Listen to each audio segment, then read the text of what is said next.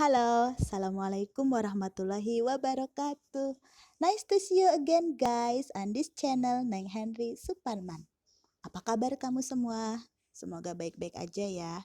Semoga PJJ ini tidak membuat semangat kamu turun. Oke ya, walaupun ada banyak masalah yang harus dihadapi, tapi kamu semua tetap harus semangat. Oke, kan bate ya. Ciao. Oke, gimana nilai-nilai bahasa Inggrismu? Sebentar, kamu baru saja selesai UHB bukan? Atau ulangan harian bersama ya? Apakah nilaimu baik? Kalau ternyata kurang baik, mungkin karena usaha yang kamu lakukan selama belajar di rumah belum maksimal. Mungkin kamu juga belum menemukan cara yang efektif untuk belajar tanpa mengesampingkan kegiatan yang menyenangkan untuk diri kamu. Siapa sih yang nggak tahu kalau ada di rumah itu membosankan, ya nggak sih?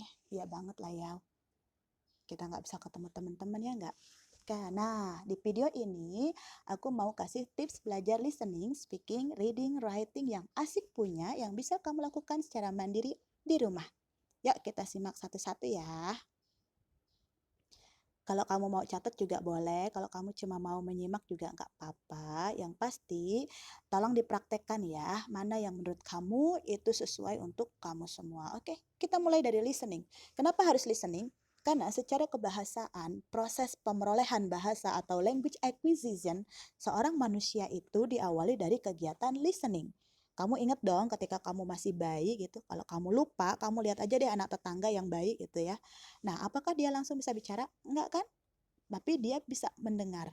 Apa yang kamu ucapin, dia paham. Nah, begitu juga dalam proses pemerolehan bahasa Inggris. Nah, agar kamu lebih paham tentang apa sih maksud orang berbicara dalam bahasa Inggris, ya berarti langkah pertamanya adalah kamu harus banyak mendengarkan percakapan orang-orang dalam bahasa Inggris. Yang jadi masalah, di mana kamu bisa mendengarkannya, di mana kamu bisa ikut berinteraksi, sementara kamu ada di rumah, ya nggak? Kamu nggak ada di sekolahan, kamu nggak punya partner untuk berlatih, gitu, ya kan? Oke, di sini tipsnya, ya, kita nggak jauh-jauh kok dari hal-hal yang bisa kita lakukan, walaupun kita harus rebahan di kamar kita yang paling nyaman sedunia. Apa? Pertama yaitu nonton film. Nah, siapa sih yang nggak suka nonton film? Ya nggak? Ada berbagai macam jenis film yang diproduksi baik lokal maupun internasional yang bisa jadi menumbuhkan minat kamu untuk belajar bahasa Inggris. Oke, kamu tinggal pilih aja film-film yang pertama, yang aktor atau aktrisnya kamu tahu banget siapa dia. Nah, kamu pilih tuh, kamu tonton baik-baik ya. Kalau kamu terpaksa nontonnya karena kamu suka banget sama Korean drama atau Chinese drama, ya kamu tonton itu, dengarkan, tapi cari yang subtitlenya dalam bahasa Inggris. Dengan begitu, mata kamu bisa menangkap tuh rangkaian kalimat di dalam bahasa Inggris. Dengan begitu, ya, otak kamu akan memproses. Oh, ternyata struktur kalimatnya seperti itu loh. Oh, ternyata yang diucapkan itu maksudnya begini loh. Nah, ketika kamu nggak paham, kamu kan bisa cari di internet. Kamu tulis dulu misalnya, baru kamu cari di internet, di Google Translation. Nggak usah susah-susah ya nggak? Kalau kamu nggak suka dengan nonton film karena durasinya panjang banget, biasanya di atas 36 episode, ya nggak untuk bagian Korean drama sama Chinese drama, atau paling minim 2 jam lebih sedikit untuk film-film karya Hollywood. Nah, kamu bisa mulai dengan tutorial video yang cuma 5 sampai 10 menit, tapi dalam bahasa Inggris ya guys. Ingat, dalam bahasa Inggris. Oke, kalau kamu belajar melalui DIY, nah atau do it yourself, kamu bisa mempraktekkan apa yang diajarkan di sana dengan baik meskipun disampaikan dalam bahasa Inggris. Kamu bisa mengikuti tahap-tahapnya. Nah, di situ kamu belajar memahaminya secara langsung. Kalau kamu males juga, alah males banget sih aku mesti ngedengerin, mesti menyimak tutorial video, aku terbengkalai nggak bisa bantu orang tua di rumah ngebersihin kamar misalnya, atau nyiapin makanan buat anggota keluarga, atau bahkan untuk berkebun. Nah, kamu bisa pilih tips yang lain yaitu podcast. Di sini kamu tinggal pilih podcast dari orang-orang terkenal atau selebriti tentang keseharian mereka. Ya sebenarnya sih nggak penting-penting banget ya, nggak kita tahu keseharian mereka gitu loh. Cuma Siapa sih yang nggak suka ngelihat tampilan selebritis kita tanpa make up misalnya gitu, dengan pakaian casual gitu ya. Kita ingin tahu, oh kenapa sih dia bisa terkenal gitu. Mungkin dari aktivitas sehari-harinya mereka ada yang bisa memberikan kita motivasi untuk meniru. Nah, keuntungan dari podcast adalah kamu tidak perlu, menyimak secara serius, dalam artian kamu menatap layar gadget kamu lama-lama gitu, sambil mendengarkan apa yang sedang dibahas. Kamu bisa tinggalin itu, kamu cukup pasang aja earphone, lalu kamu bisa sambil, bercocok tanam, berkebun, merawat bunga misalnya, atau bahkan sambil kamu, berolahraga gitu ya, bersepeda keliling komplek misalnya. Nah, itu kan asik juga kan? Beberapa pekerjaan bisa kamu lakukan sekaligus gitu. Nah, kenapa juga sih harus pakai podcast? Karena yang dibahas di dalam podcast adalah bahasan-bahasan yang ringan, bahasan yang nggak bikin otak kamu merasa pusing, mesti mikir ngejelimet gitu. Sebab ya yang namanya dibahas dalam kegiatan sehari-hari ya nggak jauh-jauh lah dari soal hobi, ya nggak? Itu. Kalau kamu nggak suka juga dengan podcast, kamu bisa dengan vlog, video blog. Video blog dari orang-orang terkenal ya yang juga menceritakan tentang keseharian mereka itu juga asik kok untuk ditonton, ya kan?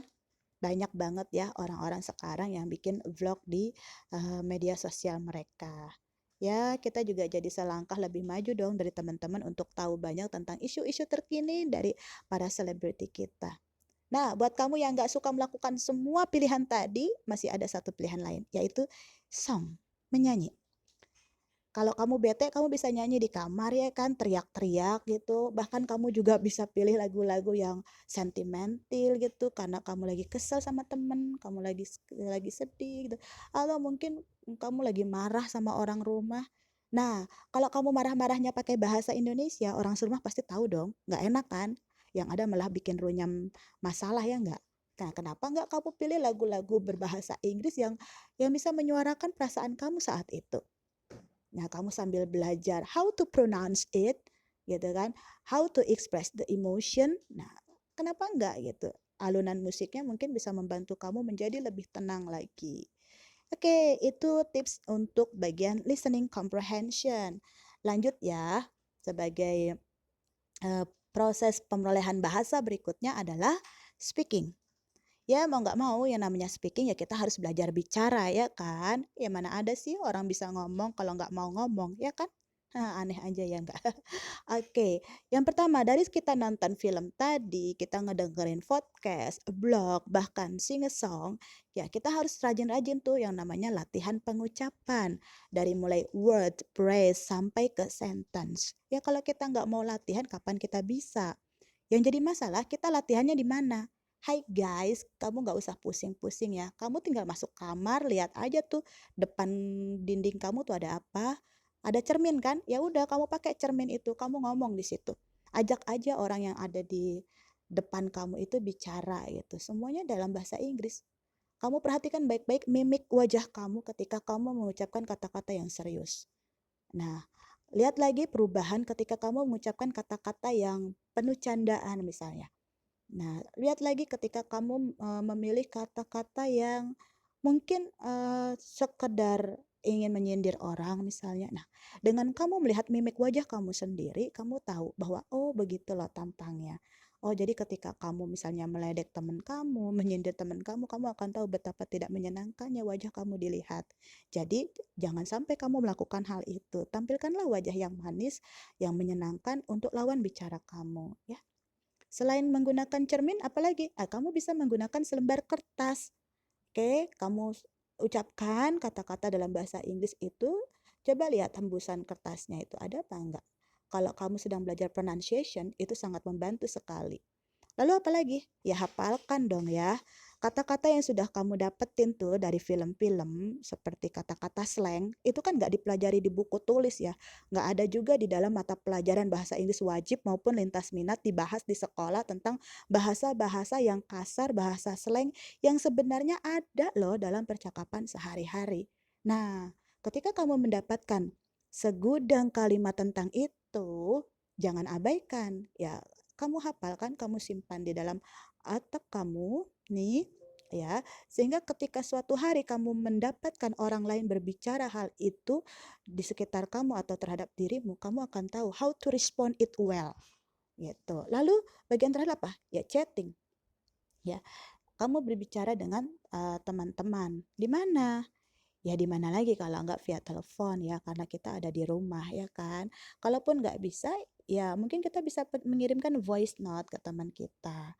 Oke, ini bagian untuk speaking ya. Untuk bagian speaking sudah. Sekarang kita ke bagian reading. Oke, di bagian membaca ini mungkin nggak semua orang di antara kita suka membaca ya nggak sih? Kenapa? Karena membaca itu identik dengan hal-hal yang menyebalkan, membosankan. Kenapa? Karena membaca biasanya dilakukan untuk printed materials, ya kan? Nah, buku-bukunya dari yang mulai tipis sampai yang tebal, tulisan-tulisannya juga ukuran fontnya ada yang besar dan ada yang kecil, dan makin banyak, makin tebal buku maka ukuran hurufnya pun biasanya makin kecil. Itu bikin lelah mata. Udah gitu kalau kita harus membaca, biasanya kita mesti cari waktu yang dimana kegiatan itu nggak akan diganggu oleh orang serumah. Nah, ini yang paling susah kalau kita punya orang banyak di rumah. Misalnya kamu punya saudara lebih dari satu. Ketika kamu mulai membaca novel, kamu pasti akan terganggu. Ya enggak? Nah, di sini aku mau kasih kamu tip bagaimana membaca yang menyenangkan. Yang pertama, kamu harus eh, lihat dulu kamu lebih sukanya membaca dalam bentuk printed materials ataukah online material.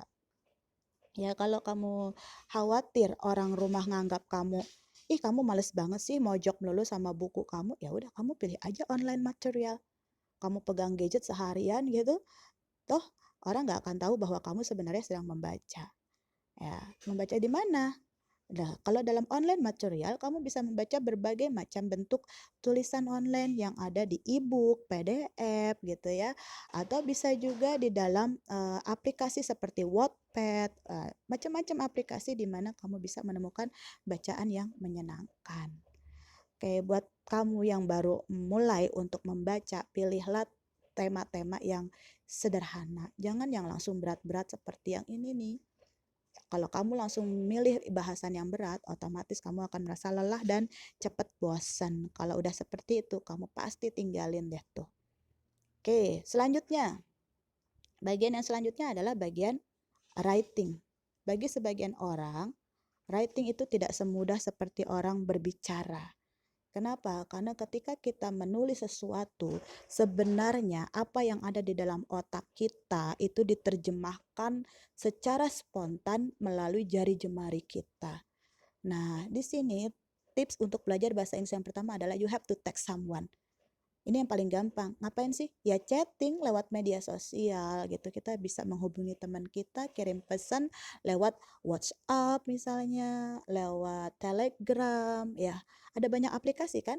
Nah, ketika kamu mengirim pesan, hindari penggunaan dalam bahasamu sendiri, yaitu bahasa Indonesia. Kamu harus belajar memaksakan dirimu untuk mengirim pesan dalam bahasa Inggris.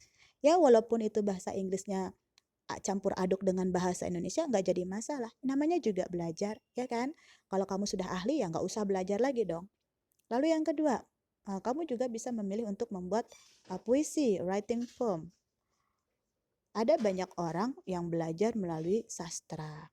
Bahasa puisi adalah bahasa yang simpel, sederhana, dan penuh dengan makna. Nah, kamu bisa membuatnya di sana. Atau bisa juga kamu membuat story, membuat cerita. Nah, kalau kamu senang menulis, kamu pasti punya yang namanya buku harian dong. Nah, coba deh mulai hari ini buku harian kamu tuh ditulisnya dalam bahasa Inggris gitu loh. Dengan begitu, kamu akan semakin lebih mudah belajar mengingat semua kosakata dan juga struktur bahasa yang digunakan dalam bahasa Inggris.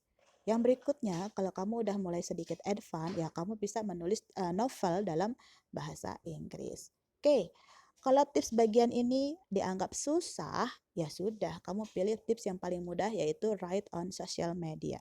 Tulis aja semua status kamu dalam bahasa Inggris di sosial media, di Facebook misalnya, di Twitter gitu kan, tentang perasaan kamu, tentang situasi yang sedang kamu hadapi, tulis saja dalam bahasa Inggris.